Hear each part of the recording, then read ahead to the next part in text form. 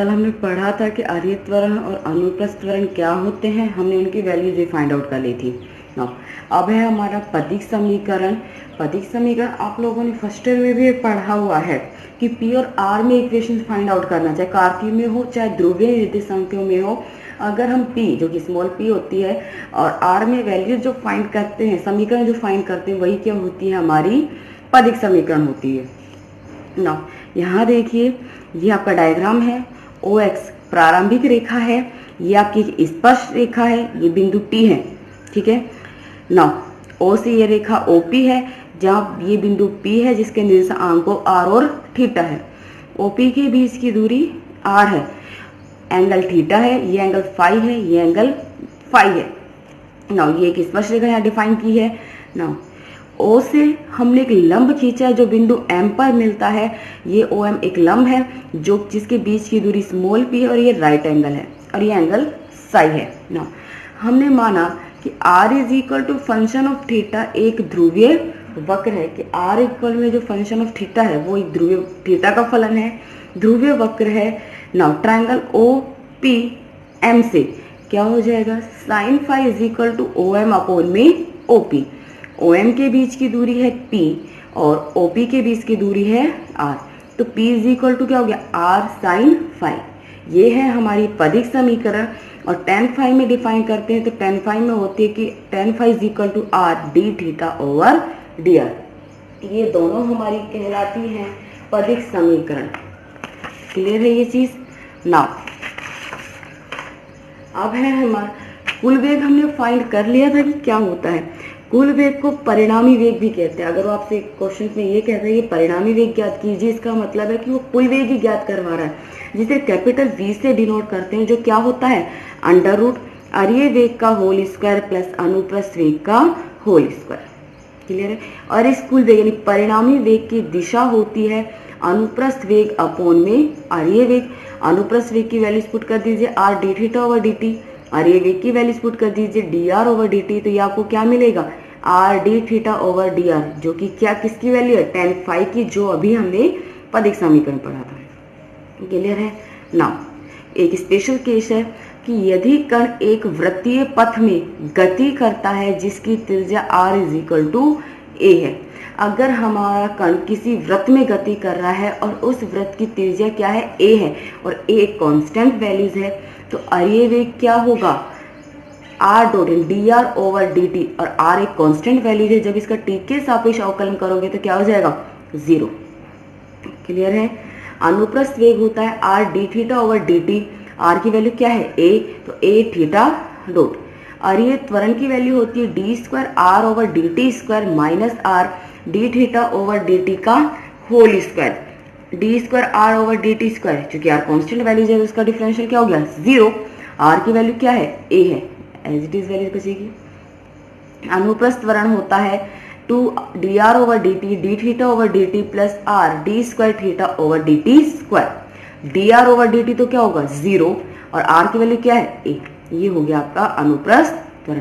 तो अगर एक कोई भी कण एक किसी वृत्त में गति करता है जिसकी त्रिज्या a है, तो उसका आर्य वेग, अनुप्रस्थ वेग, आर्य त्वरण, अनुप्रस्थ त्वरण इस तरीके से फाइंड करते हैं। अब है कि अगर कण का परिणामी त्वरण यानी कुल त्वरण f है, तो वो कैसे ज्ञात करेंगे, f is equal to under root आर्य त्वरण का होल स्क्वायर प्लस अनुप्रस्थ त्वरण का होल स्क्वायर। क्लियर है। तो यानी जब आपसे वो परिणामी वेग ज्ञात करवा रहा है, कुल वेग, उसके लिए आपको आर्य वेग फाइंड करना होगा और अनुप्रस्थ वेग फाइंड करना होगा, तभी आप परिणामी वेग ज्ञात कर सकते हैं। उसी तरीके से जब आपसे वो परिणामी त्वरण ज्ञात करवाता है तो आपको आर्य त्वरण ज्ञात करना होगा, अनुप्रस्थ त्वरण ज्ञात करना होगा। क्लियर है। अब है कोणीय वेग और कोणीय त्वरण, कि कोणीय वेग क्या होता है और कोणीय त्वरण क्या होते हैं, ये हम डिफाइन करते हैं। ठीक है, देखो आपकी बुक में दी हुई डेफिनेशन कि ये कोई बिंदु P है और ये बिंदु O है, तो ये बिंदु P इस बिंदु O के सापेक्ष कोणीय वेग कहलाता है अगर ये जो रेखा है OP, ठीक है, किसी स्थिर दिशा के साथ बनाए गए कोण में परिवर्तन की दर। क्लियर है। तो कोई भी एक बिंदु किसी दूसरे बिंदु के सापेक्ष कोणीय वेग कहलाता है अगर वो एक रेखा किसी भी स्थिर दिशा में के बनाए गए कोण में परिवर्तन की दर को क्या कहते हैं, कोणीय वेग कहते हैं। और कोणीय वेग में परिवर्तन की दर कोणीय त्वरण कहलाती है। क्लियर है। डायग्राम देखिए, OX प्रारंभिक रेखा है, O एक स्थिर बिंदु है, O को ध्रुव भी कहते हैं, कई जगह ध्रुव भी बोला गया, स्थिर बिंदु मीनिंग एक ही है। क्लियर। तो OX प्रारंभिक रेखा है, O एक स्थिर बिंदु है, ये बिंदु P है जिसके निर्देशांक r थीटा है, ये बिंदु Q है, ये जिसके r प्लस डेला थीटा प्लस डेल थीटा है। डायग्राम चेंज नहीं हो रहे किसी भी डेरिवेशन में, जो आप स्टार्टिंग में बनाए थे बस वही है, थोड़ी सी वैल्यूज में डिफरेंसेस ज़्यादा नहीं है ना। ये एंगल डेल थीटा है, ये एंगल थीटा है, OP के बीच की दूरी r है। क्लियर है ना। O एक स्थिर बिंदु है और OX प्रारंभिक रेखा है। T समय पर कण किस पर स्थित है, बिंदु P पर स्थित है जिसके निर्देशांक r थीटा है। और T प्लस डेल्टा T समय पर कण की स्थिति क्या है, Q है जिसके निर्देशांक r plus delta theta plus में डेल्टा थीटा। क्लियर है ना। तो डेल T समय में कण का कोणीय विस्थापन, विस्थापन होता है स्थिति में परिवर्तन, और चूंकि इसमें तो हो ही रहा है कि बिंदु P ये कहलाता है, तो डेल्टा T समय में, और डेल्टा T क्या है, समय में हुआ कोई भी सूक्ष्म परिवर्तन। क्लियर है, वो क्या होता है, डेल्टा T। तो डेल्टा T समय में जो कण का कोणीय विस्थापन हो रहा क्या रहा है, ये तो एंगल थीटा था, कोण में कितना चेंज हो गया, डेल थीटा, यानी एंगल POQ क्या हो गया, डेल थीटा। ये है डेल्टा T समय में कण का कोणीय विस्थापन ना। तो बिंदु O, इस बिंदु P का बिंदु O के सापेक्ष कोणीय वेग होगा limit del T tends to 0 del theta over del T, क्योंकि इतने समय अंतराल में इतने कोण में विस्थापन परिवर्तन हो रहा है। क्लियर है। तो ये क्या हो जाएगा, D theta over d T, जिसे डिनोट करते हैं थीटा डॉट से, और कोणीय वेग क्या होगा, ओमेगा से डिनोट करते हैं, तो ये हो गया ओमेगा। तो d theta over d t is equal to omega, जो किससे फाइंड हुआ है, कोणीय विस्थापन में परिवर्तन की दर से। क्लियर है। कोणीय त्वरण, कोणीय त्वरण होता है कोणीय वेग में परिवर्तन की दर, और कोणीय वेग में परिवर्तन क्या हो रहा है, ओमेगा। ओमेगा की वैल्यूज पुट कर दीजिए, D theta over d T, तो क्या हो गया, D square theta over d T square, जिसे हम लिख सकते हैं थीटा डबल डॉट। तो ये है आपके कोणीय वेग की value D theta over d T, कोणीय त्वरण की वैल्यू है D square theta over d T square.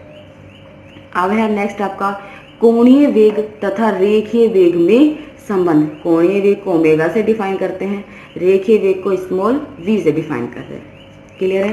तो इसके लिए आप डायग्राम देखिए। सबसे पहले ये हमारा कंप्लीट डायग्राम है, जो v है वैसे स्पर्श वेग बोलते हैं उसे, लेकिन ये हमारा नॉर्मल है क्योंकि हमें रेखीय वेग में डिफाइन करना है, तो ये होगा हमारा रेखीय वेग ना।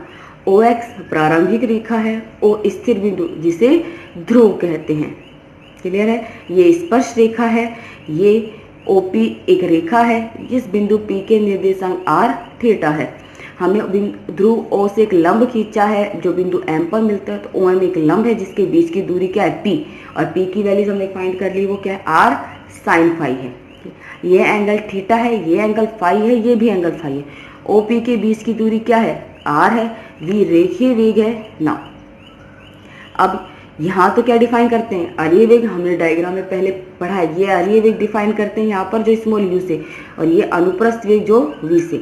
अरीय वेग की वैल्यू क्या होती है, r डॉट, और अनुप्रस्थ वेग की वैल्यू होती है r थीटा डॉट। मैंने आपको डायग्राम में समझाया था, अगर v हमारा कण अगर v वेग से गति करता है तो क्षैतिज और ऊर्ध्वाधर दो दिशाओं में फाइंड की थी। तो यहाँ देखो ये वही डायग्राम बन चुका है, उधर अरीय वेग डिफाइन है और यहाँ पे अनुप्रस्थ वेग डिफाइन है। चूंकि ये वाली दिशा कौन सी है, क्षैतिज दिशा है, जिसका घटक क्या होता है, v कोस फाई है, स्मॉल v है ये, सॉरी, और ये ऊर्ध्वाधर जैसे खड़ी होते हैं क्या होगी, v साइन फाई। देखिए सेम वही डायग्राम है, और v वेग से गति कर रहा है कण, तो अरीय वेग क्या हो गया, v कोस फाई, और अनुप्रस्थ वेग v साइन फाई। क्लियर है ये चीज ना। माना OX प्रारंभिक रेखा है और O एक स्थिर बिंदु है, और एक्स प्रारंभिक रेखा होगी, ओ हमारा स्थिर बिंदु जिसे ध्रुव कहते हैं। माना t समय पर कण बिंदु P पर गति करता है तथा बिंदु P पर कण का वेग स्मॉल v है, जहां v क्या है, रेखीय वेग है। t समय पर जो हमारा कण है वो इस बिंदु P जिसके निर्देशांक r थीटा है उस बिंदु P पर गति कर रहा है, और हमने मान लिया कि इस बिंदु P पर जो हमारा कण का रेखीय वेग है वो क्या है, स्मॉल v, और v क्या है, रेखीय वेग। ध्रुव O से स्पर्श रेखा पर खींचा गया लंब OM is equal to P है। इस ध्रुव O से हमने इस स्पर्श रेखा पर एक लंब खींचा है जो बिंदु M पर मिलता है, जो क्या, OM, और जिसके बीच की दूरी है P। नाउ ट्रायंगल OMP से P क्या हो गया, R sin फाई। क्लियर है। नाउ बिंदु P पर कण का अरीय व अनुप्रस्थ वेग क्या होते हैं, क्रम से R डॉट और R थीटा डॉट। कण पर अरीय वेग को स्मॉल u से डिफाइन करते हैं, अनुप्रस्थ वेग को स्मॉल v से, और अरीय वेग u की वैल्यू क्या होती है, r डॉट, और अनुप्रस्थ वेग v की वैल्यू r थीटा डॉट।